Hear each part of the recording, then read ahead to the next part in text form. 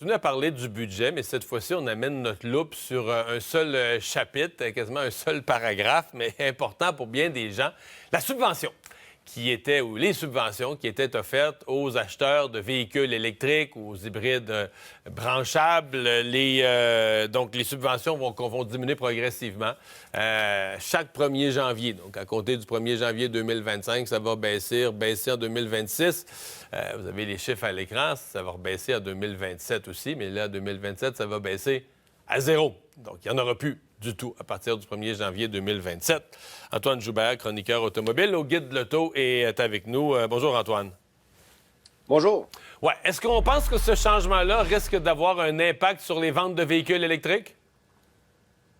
Ben, en fait, ça aura un impact sur l'industrie et on en a souvent parlé. Comment est-ce qu'un constructeur automobile peut s'ajuster en planifiant des années d'avance la recherche, le développement et la mise en marché d'un véhicule lorsque des gouvernements jouent au yo-yo avec les crédits qu'on va appliquer? On apprenait tout récemment que le gouvernement de l'Alberta va taxer les véhicules électriques qui seront immatriculés à raison de 200 $ par année. On ne sait pas ce que le gouvernement fédéral va faire avec les crédits maximisés à 5 000 $ en ce moment. Mais là, on voit quels sont les plans pour les prochaines années. Et ça vient complètement chambouler les stratégies des constructeurs qui, pas plus tard que la semaine passée, modifiaient les prix de certains de leurs modèles en fonction des crédits qui sont offerts par le gouvernement du Québec. Chez Ford, c'était le cas avec la Mustang Mach-E. Chez Chevrolet, c'est le cas avec le Blazer EV. On a modifié les prix pour qu'ils soient tous admissibles. Et là, on apprend que dès janvier 2025, les crédits seront plus les mêmes. Alors, les constructeurs doivent constamment s'ajuster. Et c'est certain qu'il y a une partie de la réponse qui se trouve dans la baisse du prix des véhicules électriques. Ils ont baissé, là. Les véhicules électriques ont baissé de prix, entre autres avec l'initiative de Tesla qui a mis la hache dans les prix de certains modèles. Oui, les prix ont baissé, mais il faut faire attention. Des fois, on va baisser le prix pour augmenter le taux de financement, puis au final, le véhicule va coûter la même chose. Ouais. Mais en abaissant un prix, on est capable d'aller chercher des crédits admissibles qui ne l'étaient pas, alors qu'on vendait le véhicule plus cher, mais à un financement à 3,9.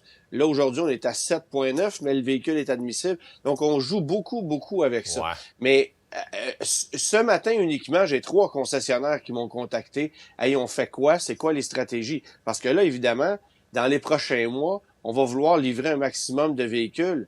Mais c'est à partir du mois de novembre, du mois de décembre, où là, le bouton panique va être enclenché parce que les gens vont vouloir se faire livrer leur véhicule avant le 31 décembre. Parce que les véhicules précommandés, les véhicules précommandés, la date de la transaction, c'est pas la date de la précommande, c'est la date où vraiment le contrat signe, on livre le véhicule, c'est ça. Donc, quelqu'un qui précommande un véhicule aujourd'hui, mais se le fait livrer en février prochain, il va avoir la subvention réduite de l'année 2025. Voilà, là.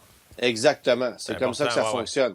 Donc, il y a des véhicules. Bon, la bonne nouvelle, c'est qu'on est capable, dans la majorité des constructeurs automobiles aujourd'hui, de livrer en quelques mois, ce qui n'était pas le cas à pareille date l'année passée, par exemple.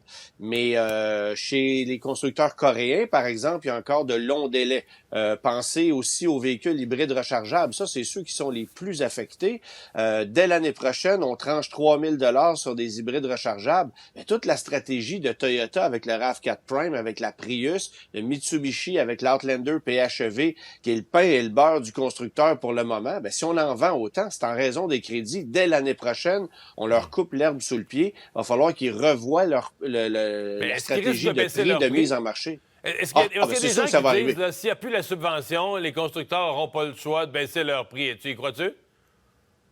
J'y crois totalement, parce que plus de subventions, les véhicules électriques ne se vendent pas. C'est pas plus dur que ça. On le voit en Ontario en ce moment. Il n'y a pas de subvention provinciale en Ontario. Je prends l'exemple de la petite Chevrolet Bolt. L'année passée, il s'est vendu pratiquement 9 000 Bolt au Québec. Évidemment, c'était des véhicules qui étaient entièrement subventionnés. Dans une province où il y a 2 fois plus de population, il s'en est vendu 4 fois moins. Alors, le calcul est facile à faire. C'est pas parce qu'on est amoureux de cette voiture-là ici au Québec plus qu'ailleurs. C'est parce qu'elle coûte moins cher. Fait que retirer les subventions, il y en a, je dis pas qu'il n'y a plus d'intérêt, mais il y en a beaucoup moins. Alors, les constructeurs n'ont pas le choix que de s'ajuster au niveau des prix. Ouais.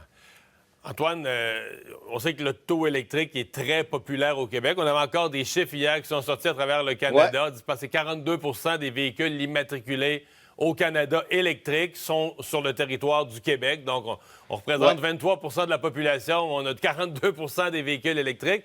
Est-ce que ça risque de ralentir? Est-ce que la perte de subvention risque de faire perdre au Québec cette espèce de position de leader? Non, je ne penserais pas parce que bien que l'écart va être réduit par rapport à ce qu'on propose du côté de l'Ontario, parce que ce qu'on propose pas du côté de l'Ontario, on est quand même ceux qui vont avoir les subventions les plus alléchantes, à moins qu'évidemment d'autres gouvernements viennent modifier leur stratégie. Mais du côté de la Colombie-Britannique, par exemple, il y a aussi des crédits qui sont généreux, mais qui vont varier en fonction du revenu de la personne. Et à partir du moment où une personne gagne plus de 80 000 ben là, les subventions baissent drastiquement. Puis 80 000 à Vancouver, c'est pas un gros salaire. Donc, c'est sûr qu'il y a beaucoup de gens qui n'y ont pas droit. Au Québec, on est encore choyé par ça. Donc, même l'année prochaine, de pouvoir bénéficier de 4 000 plutôt que de 5 000, c'est encore un crédit que je considère généreux. On livre énormément de véhicules électriques ici. Puis, il faut pas oublier que la subvention fédérale demeure. Donc, elle aussi, elle est intéressante. Elle demeure pour combien de temps? Ça, c'est le gros, c'est le gros point d'interrogation. Budget fédéral dans un mois, ouais, c'est ça. On verra. Antoine, juste sur ces chiffres là, sortis hier, ces statistiques sur les ventes de véhicules électriques au Canada, une des observations quand même, c'est que oui, les véhicules électriques sont en hausse, se vendent bien, mais pour ceux qui sont maniaques d'écologie et qui rêvent des petits véhicules, ce qu'on comprend, c'est que les véhicules électriques qui se vendent le mieux et qui se vendent de plus en plus ont tendance à être les plus gros, là. Ben oui, parce que c'est ce qu'on propose chez les constructeurs. Alors, cette année uniquement, on a éliminé la Kia Soul électrique, la Chevrolet Bolt. Tous les petits véhicules électriques d'entrée de gamme sont disparus, ou à peu près, si bien que ce qui se vend, c'est du VUS intermédiaire à 2 ou 3 rangées de sièges. Puis évidemment, là, je vous parle pas des véhicules de grand luxe qui sont non admissibles au crédit, mais ce qui se vend comme véhicule électrique, c'est du ID4, c'est du Mustang Mach-E, c'est du Tesla Model Y, énormément de Tesla Model Y, on en livre, c'est épouvantable.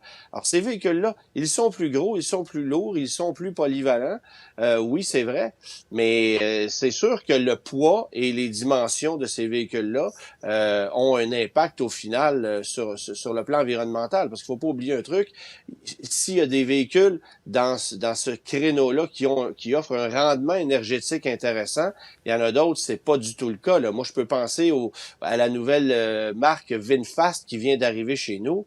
Ce sont des véhicules dont la taille est similaire à celle d'un Volkswagen ID4 ou même d'un Tesla Model Y, mais dont la consommation énergétique est 40% plus élevée, parce que la technologie n'est pas nécessairement aussi convaincante que ce qu'on va retrouver ailleurs. Alors, il faut toujours regarder ça aussi. C'est beau d'avoir un véhicule électrique puis de penser qu'on est vert, mais quand ça consomme énormément d'énergie électrique et que ça pèse 2,5 tonnes, ben c'est vrai que l'impact est quand même considérable. Antoine Joubert, merci beaucoup. Grand plaisir, bonne journée.